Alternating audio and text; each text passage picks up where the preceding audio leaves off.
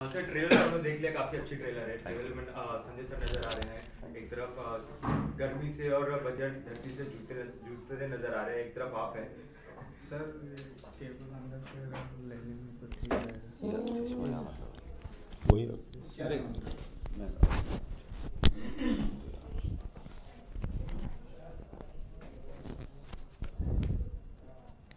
चलो भाई role ready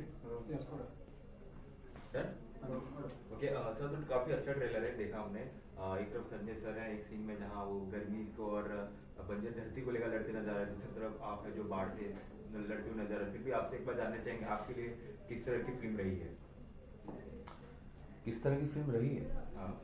मैं सवाल नहीं समझा कि किस तरह का एक्सपीरियंस रहा फिल्म को लेकर आपका? बहुत मज़ा आया फिल्म बनाते हुए। मुश्किल था लेकिन स्क्रिप्ट बहुत अच्छी थी, को एक्टर बहुत बढ़िया हैं, डायरेक्टर बहुत बढ़िया थे, टीम बहुत बढ़िया थी, तो बहुत मज़ा आया फिल्म बनाते हुए। हालांकि हमने बहुत मुश्किल हालात में फिल्म बनाई, 48-50 डिग्री में धौलपुर में शूट की फिल्म, वो भी गर्मियों की पीक में, पीक समर में। तो मतलब समझ लीजिए वो भारत की सबसे गर्म जगह में शूट कर आए हम लोग एक डेढ़ महीना। बट स्क्रिप्ट अच्छी हो, रोल अच्छा हो, डायरेक्टर अच्छा हो, वो एक्टर्स अच्छे हों, तो वो सब तकलीफ़ें कुछ नहीं लगती, मज़ा आता है। सर आप कुछ कहना सेम सब कुछ वैसे ही अच्छा एक्सपीरियंस रहा। और हम दोनों बड़े एक फॉर्चुनेट एक्टर हैं कि इस तरह के सब्जेक्ट में हमें कास्ट किया गया। और वाकई में एक आप लोग के रोल के बारे में जानेंगे, क्या कैरेक्टर है आपका? मेरा रोल आप पहले बोलिए। मैं कैरेक्टर एकदम नॉर्मल सा एक इंसान है जिसकी बस आंखें नहीं हैं और फार्मर मतलब पुराना किसान रह चुका है, लेकिन अब किसानी भी नहीं होती, खेती भी नहीं होती because of the water. And उसके बाद जो उसकी सर्वाइवल की ज़िंदगी है कि किस तरह से वो जी रहा है अपने फैमिली और अपने बच्चों के साथ। मैं प्ले करता हूँ एक बैंक लोन रिकवरी एजेंट, जो कि बहुत ही यहाँ वही एरिया में जो काम करता है जहाँ सूखा पड़ा हुआ है बुंदेलखंड में, जहाँ पर इनका गांव है।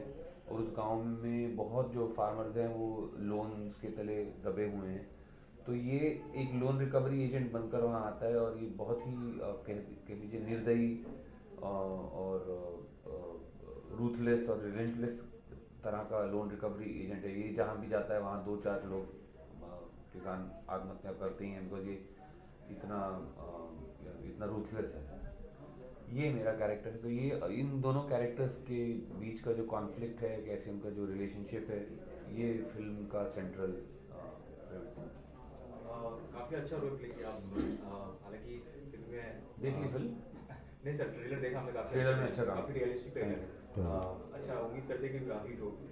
फिर भी आपसे जानना चाहेंगे सर, आपने संजय सर रोल जो किया है एक ब्लाइंड फार्मर का, तो कहीं ना कहीं आपको लगता है कि जो ऑडियंस थिएटरों में मेगा सिनेमा में एसी के अंदर बैठे आपके फीलिंग्स आपके इमोशंस को समझ पाएगी चिड़ाती धूप में?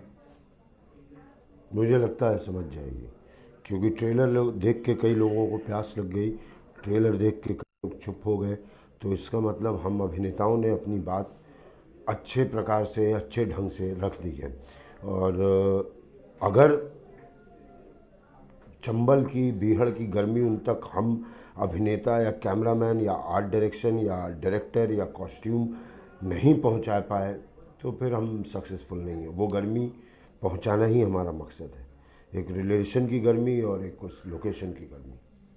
आप काफ़ी रूथलेस नज़र आ रहे फिल्म में, ट्रेलर में देखा हमने, तो कहीं ना कहीं आपको लगता है आपका रोल जो है काफ़ी नेगेटिव, थोड़ा नेगेटिव है मेरा रोल, और ये पॉजिटिव कर रहे हैं, मैं नेगेटिव कर रहा हूँ, इसी से बैटरी चलेगी। नहीं नहीं, नेगेटिव और पॉजिटिव नहीं है, वो अपनी ज़िंदगी जी रहा है, उसके भी अपने एक स्ट्रगल है लाइफ के, घनु बाबू के, और वो अपना जीने की कोशिश कर रहा है। और उसमें कोई निगेटिव नहीं है। किसी को ये निगेटिव और पॉजिटिव ये हम बनाते हैं, आपकी आंख से वो निगेटिव है, मेरे आंख से वो पॉजिटिव। Grey shades. आपसे जानना चाहेंगे आप दोनों से कि रोल को प्रिपेयर करने के लिए आपने क्या क्या तैयारी की? तू मेरी बता, मैं तेरी बताता हूँ। तो संजय भाई कर रहे थे बूढ़े अंधे किसान का रोल, तो काफ़ी पतले पतले भी रहे हैं ताकि ये ना लगे कि ये तो खाऊ है किसान।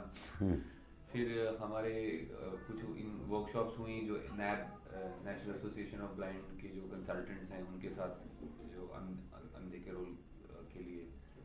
और उसके अलावा संजय भाई वैसे ही ऐसे इंसान हैं जो काफ़ी मतलब अर्दी हैं, धरती से जुड़े हुए आदमी हैं। तो बाकी जो इमोशनल एस्पेक्ट है वो आई थिंक स्क्रिप्ट का जो इमोशनल एस्पेक्ट है उन्होंने बखूबी निभाया है और कमाल के एक्टर है, तो मुझे कहने की ज़रूरत नहीं। रणबीर का बिल्कुल बैकग्राउंड उड़ीसा का है नहीं, कहीं से भी नहीं, कहीं से हवा भी नहीं गुजरती इसके उड़ीसा के। इसने बहुत बेहतरीन तरीके से जो भाषा, जो एक उड़िया का टच है उसमें, उड़ीसा के भाषा का वो जो टच है बहुत बेहतरीन तरीके से। और थोड़ी देर बाद जो इसने जितनी भी मेहनत भाषा को लेके की थी वो मुझे कहता भी था कि आपका तो चलो कम से कम इलाका है, मैं बिल्कुल उड़ीसा वाली भाषा। लेकिन पूरी फिल्म में ये कहीं से रणबीर शोरी दिखता नहीं है, ये दिखता है गन्नू बाबू ही।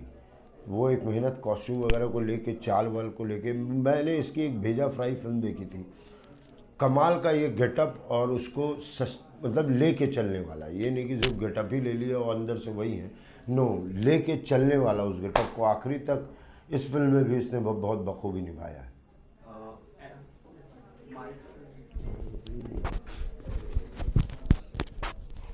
माइक तो ऐसा लाओ यार जो तंग ना करे यार। और सर जानना चाहिए कि अंत में क्या होता है, मतलब परेशानियां हल होती नजर आ रही है कि फिर वही जूझते हुए अंत नजर आ रही हम है? नहीं बताते, अंत टिकट कटाना पड़ता है अंत के लिए, फिल्मों का यही रूल है। शुरू हम बताएंगे, फिर आप टिकट कटाइए, फिर एंड देखिए।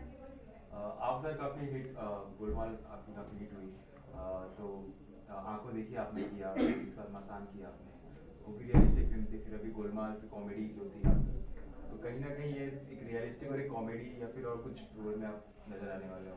हाँ, ऐसे ही चलता रहेगा अपना। कभी एक्टर हूँ, T20 खिलवा लो क्रिकेटर की तरह, या फिर टेस्ट मैच, तो एक्टर हूँ, कोशिश करूँगा कि T20 भी खेलता रहूँ,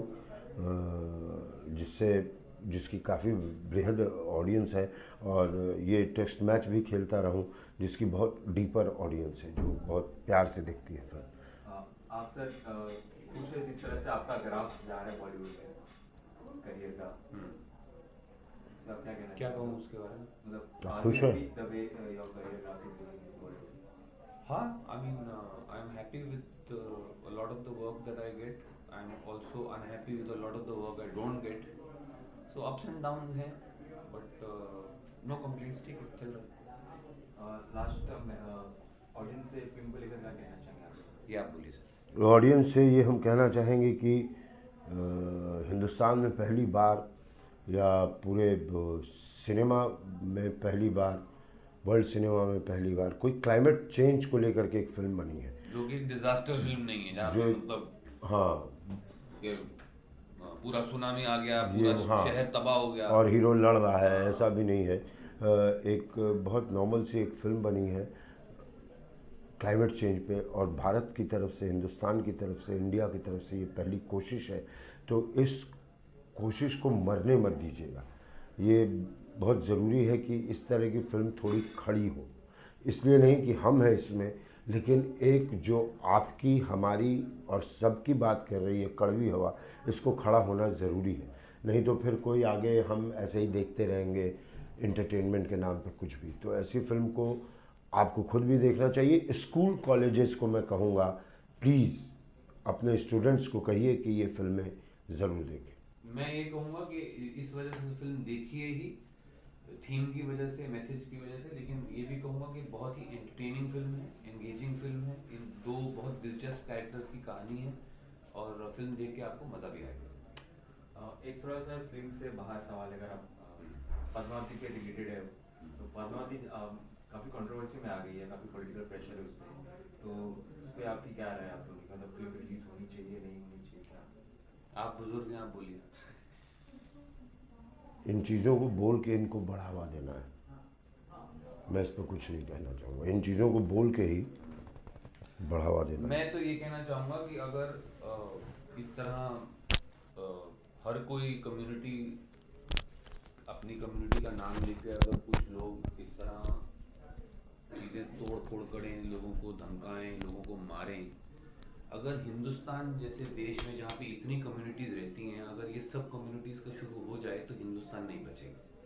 इसलिए मैं यही अनुरोध करूँगा सेंट्रल गवर्नमेंट से, हम जो भारत सरकार जो है, कि जो हमारी देश की यूनिटी और सॉवरेनिटी की वजह से के लिए ऐसे जो गुंडागर्दी फैलाने वाले जो ग्रुप्स हैं, जो वायलेंस करते हैं और धमकाते हैं और तोड़ फोड़ करते हैं, चीज़ें जलाते हैं, कहते हैं कि भारत जलेगा अगर ये पिक्चर लगेगी, तो एक पिक्चर लगने पे भारत जलने का जो नाम लेते हैं, इनको जेल में डालना ही देश के लिए बेटर है।